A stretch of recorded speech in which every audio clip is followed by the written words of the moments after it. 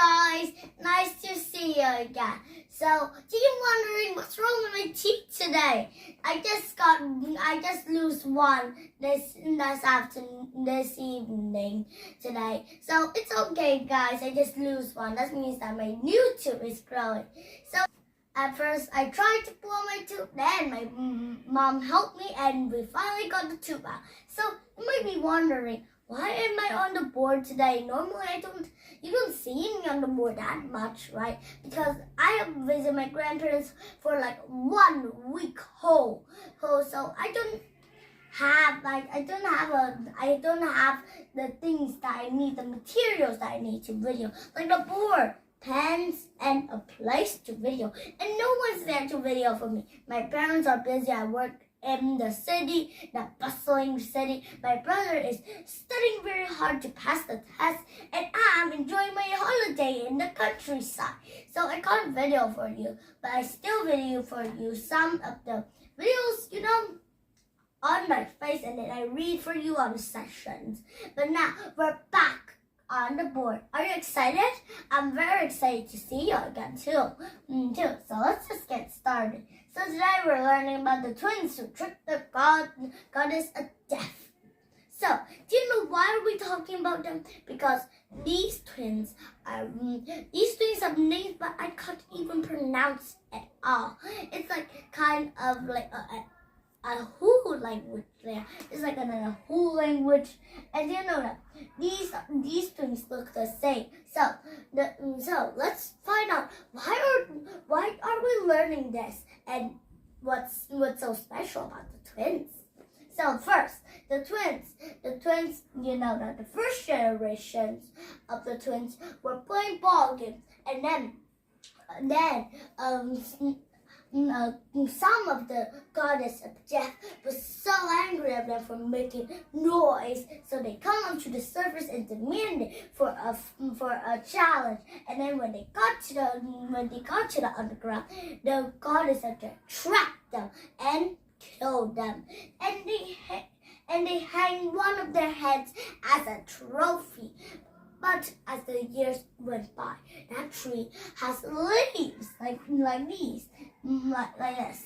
They have leaves and berries. And then one of the king's daughter was about to take a fruit, the red cherry, yum, take a cherry, but a skull. The skull of one of the twins melted down on her hand and impregnated her. That means that she gets pregnant. That means she's having babies.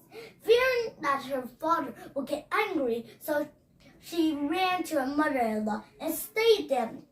So she gave birth to twins, and soon the twins grow up to be good men, and that's the second generations of twins. So one day they found their father's bulk equipment that their grandmother have hid from them, because we don't want the same to repeat. If the mother loses the son, there's no hope to get them back at all. So when they found it, they started playing it, and then soon the messenger of the underground world sent a message to them, challenging them to come to their place. So they luckily agreed. So they passed through lots of places like blood and plus and more dangerous things. And when they got to the underground world, they walked through statues, and the goddess of death was trying to look like a statue to confuse the guesses. But the two clever brothers sent a mosquito, and then the mosquito bit the goddess of death, and the goddess of death screamed out, and they found out, where is the goddess of death? Now they're here. So the goddess of death told them to stay for the night. He gave them a stick, but told them, don't burn it. If you burn it by the morning, you will face death. So, thinking quickly, the two brothers took the stick and put some red macaw feathers. These are the special kinds of birds that have red feathers. And then they trapped the fireflies. Soon, the next morning, they gave the stick back to the goddess of death. And the goddess of death was surprised because they light up the stick, but it didn't burn because macaw feathers aren't fire, and fire could burn the stick more than macaw feathers. Macaw feathers just stay there and trap bugs that have lights on it, so that we can spend the night in the dark house, the darkest house ever. And then soon they challenged the brothers for a ball game, and then they challenged the brothers for a ball game, but they didn't know that the goddess of death had hidden weapons in the ball, and the ball chased them all everywhere, trying to kill them. But in the first round, they successfully passed, but in the second round, they were too tired. Soon, they played a few more rounds, and they played as hard as they could. And soon, it was a tie to a tie. That means it's neck and neck. It's a tie. 3-3. And then they faced all the challenges that the goddess of death gave them, like staying in the dark house first, and stay in the darkest house ever. They light up a fire, and staying in a leper house, they feed those beasts bones, and staying in the bath cave. But unfortunately, one of the twins' head was bite off by a bat. Then soon, the goddess of death challenged one more ball game to see would it ever be let go or not. So they hang the head on a pole, and then soon, his brother whispered a magical spell that summoned all the animals. A third brought a squash, and then he started carving the squash into the face. And while the goddess of death were chasing after the ball, he swapped his brother's head with the squash. So then he put his brother's head back on the body, and with on the body again, the twins could play again. So they played the games as hard as they could, harder than they even did. So they won the game, but they know that the goddess of death won't accept the losing.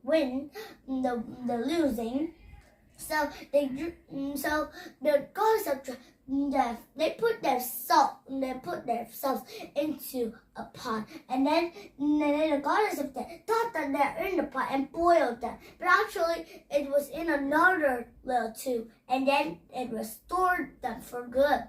So then they dressed as two children and began to dancing and perform miracles. Soon the last trick was like one of the twins tried to kill the other twin, just pretend, and then restore them back to life.